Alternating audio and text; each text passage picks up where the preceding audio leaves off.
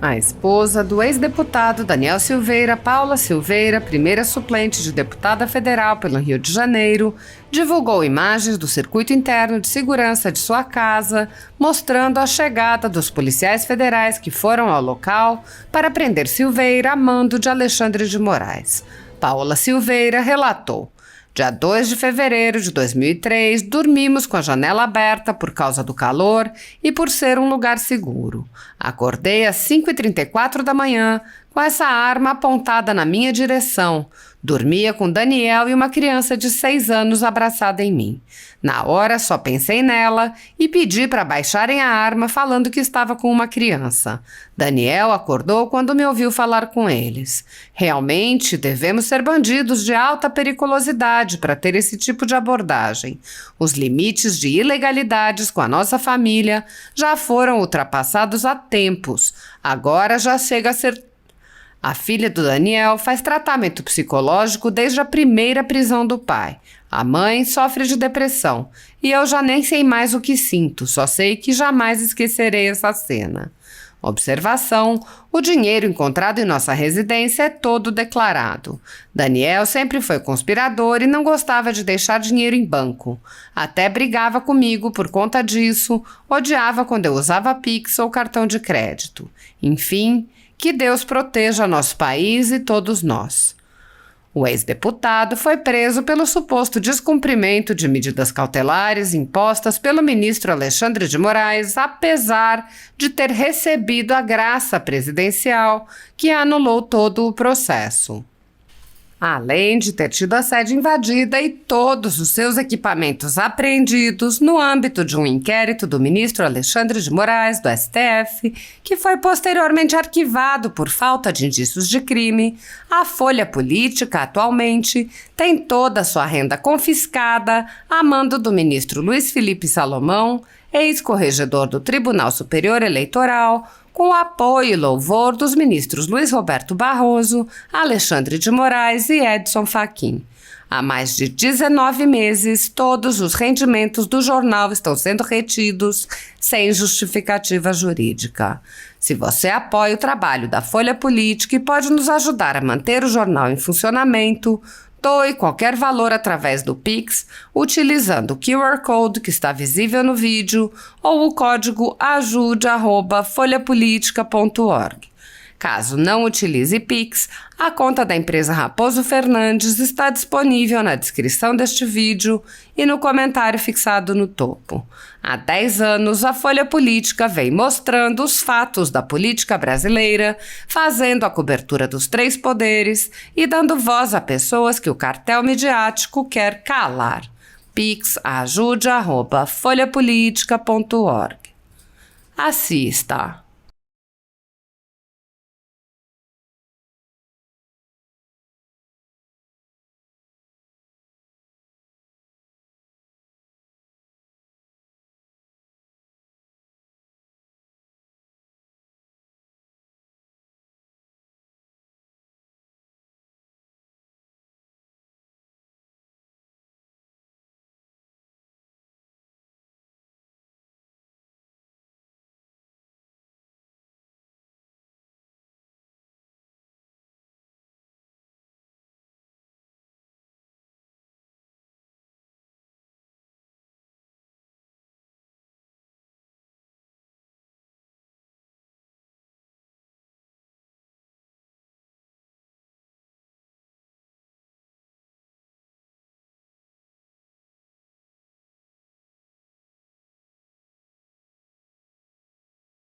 Na TV Senado, já sei que é recorde de audiência.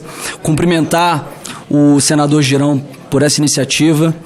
E eu ouvi aqui o senador falando que fez o convite ao ministro Alexandre de Moraes. Não me causa nenhuma surpresa que ele não tenha vindo. Talvez se a audiência fosse em Nova York, com passagem paga e com hotel pago, ele fosse. Mas também não iria, porque ele não gosta de ser confrontado, ele gosta de ser bajulado. Ele gosta que se fale que ele é um democrata, que ele defende a democracia. Bom, hoje eu ouvi muitas pessoas falando que nós caminhamos para uma ditadura para a censura, nós já vivemos uma ditadura do judiciário. Nós temos pessoas sendo presas, deputados censurados, contas bancárias bloqueadas. E tudo isso porque as pessoas estão questionando o processo eleitoral. Um processo eleitoral que foi totalmente desigual, parcial, tendencioso. E por as pessoas questionarem os resultados. E isso é da democracia. Nós podemos questionar. Não se pode em Cuba, não se pode na Venezuela, não se pode na Coreia do Norte. Aqui no Brasil ainda pode.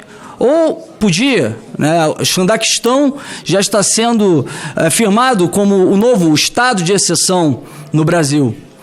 Mas nada disso estaria acontecendo se os ministros do STF não tivessem se intrometido. Nada disso estaria acontecido.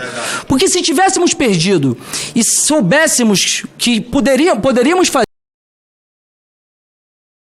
nós íamos falar, beleza, tranquilo, vida que segue. Mas dessa forma, é óbvio que nós vamos questionar. E por que hoje, diante de todo esse cenário de uma ditadura do judiciário, é tão difícil de fazermos com que a opinião pública reconheça que é uma ditadura do judiciário? Porque a ditadura do judiciário ela é diferente da ditadura convencional. A ditadura convencional, como em Cuba, Venezuela, como na Nicarágua, na Coreia do Norte, ela é tomada à força. Então ela não tem legitimidade. A imprensa não fica favorável. A ditadura do judiciário, entre parênteses, STF, TSE, ela tem um verniz de legitimidade. Porque sob o pretexto de proteger a democracia, eles vão atacando as liberdades e garantias individuais, indo em cima daqueles que eles rotulam como cometedores de atos antidemocráticos. Então qualquer ato, qualquer fala que contraria o que os iluministros decidem que é o correto, se torna um ato antidemocrático. Eu ouvi esses dias até o presidente Arthur Lira dizendo que nada disso estaria acontecendo se nós tivéssemos aprovado aqui o tal do PL das fake news. E eu falei para ele, é impossível que isso aqui não estivesse acontecendo, estaria acontecendo pior. Até porque esse conceito de ato antidemocrático é muito mais amplo. Eles podem falar que qualquer coisa é ato antidemocrático, inclusive essas nossas falas aqui. E como que chegou nesse estágio que nós vivemos hoje, de uma ditadura do judiciário, que é tão difícil de fazer com que ela seja reconhecida e tendo essa legitimidade da imprensa? Alguns vão dizer que foi quando o presidente Bolsonaro aceitou a determinação do Alexandre de Moraes de não nomear o Ramagem. Alguns vão dizer que foi durante essa instauração de inquéritos inconstitucionais, porque realmente o Supremo Tribunal Federal, assim como qualquer órgão do judiciário, não tem competência para instaurar inquéritos de ofício. Alguns vão dizer que foi na prisão de Daniel Silveira, um deputado que gozava das suas prerrogativas parlamentares e que foi preso de uma forma injusta, vil e totalmente insana. Foi o que aconteceu com ele e que, infelizmente, a Câmara dos Deputados se acovardou, se ajoelhou e deu mais hipertrofia de poderes ao STF. Alguns vão dizer também que foi na soltura do maior bandido da história desse país, que foi o Lula. Bom, eu digo para vocês que isso começou lá atrás.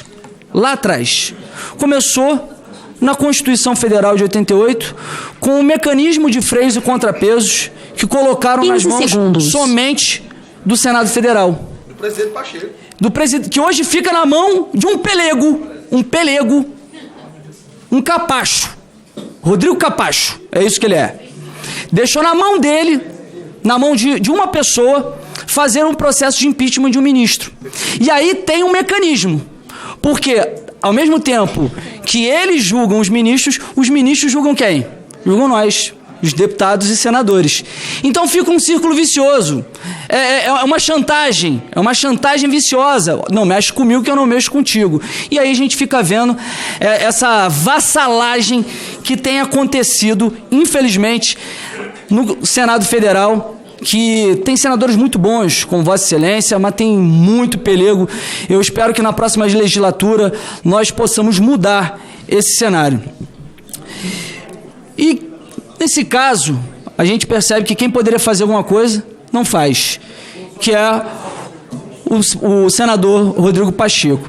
E aí, para piorar a coisa, nós vemos agora um anteprojeto que está sendo elaborado nessa casa por um grupo de trabalho de juristas, pessoas do OAB, e quem preside esse grupo de trabalho é ninguém mais, ninguém menos que Lewandowski.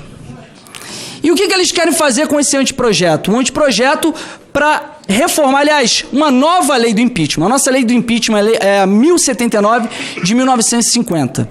E, obviamente, que ela precisa de alguns reparos, mas reparos para dar mais objetividade no impeachment dos ministros do STF.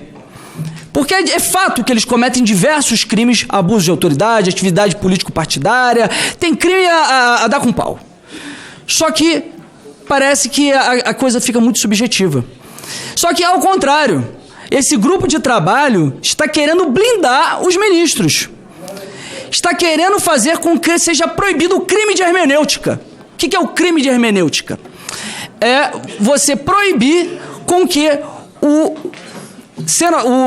ministro do STF possa fazer a interpretação das leis e da Constituição. Que interpretação escambau! Ministro do STF não pode fazer interpretação de Constituição. Por isso que eu sou favorável que nós mudemos também o papel do STF.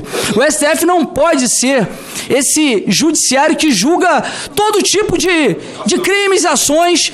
Ele deveria fazer o controle constitucional abstrato e não concreto como tem feito. Não tem que fazer interpretação nenhuma da Constituição. Ele tem que falar o que é constitucional ou não das leis que nós fazemos aqui no Congresso Nacional. Aí eu pego aqui uma fala do Lewandowski a respeito desse projeto que está sendo elaborado.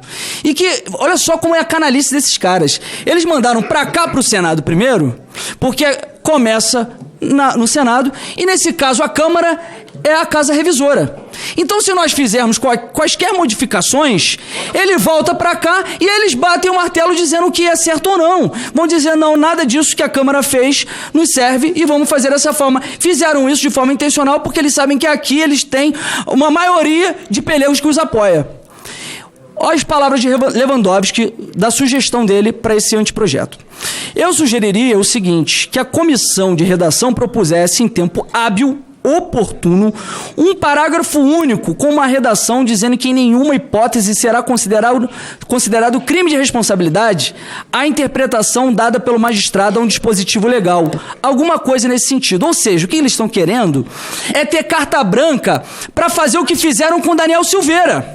Eu sei que eu estou me estendendo aqui, mas eu quero deixar claro para que a população entenda o que houve com o Daniel Silveira, que é o que acontece a todo momento com os ministros do STF fazendo a interpretação das leis. Daniel Silveira foi preso, violaram o artigo 53 da Constituição, que estabelece que deputados e senadores são invioláveis, penal e civilmente, por quaisquer de suas palavras, opiniões e votos. O parágrafo 2º do mesmo artigo fala que deputados e senadores, após diplomados, não podem ser presos, salvo em flagrante de crime inafiançável. Quais são os crimes inafiançáveis e que não admitem extrapolação legal, infraconstitucional, de acordo com até mesmo diversos julgados do próprio STF?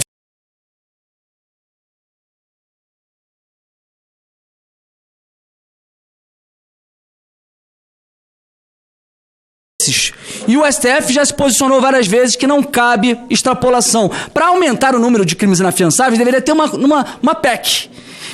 O que o ministro Alexandre de Moraes fez para dizer que era um crime inafiançável? O Código de Processo Penal, no seu artigo 324, inciso 4, o caput fala, não se concede fiança, alguma coisa nesse sentido. E o inciso 4 fala, quando estiverem presentes os requisitos da prisão preventiva. Não cabe prisão preventiva para deputado nem para senador.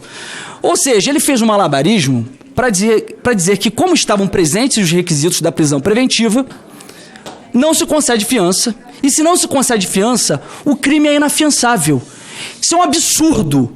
E eu fico indignado ao ver que tem deputados, senadores, imprensa, juristas aplaudindo essa decisão teratológica, que foi realmente o ponto crucial para dizer para esses caras que eles têm poder para fazer o que eles quiserem.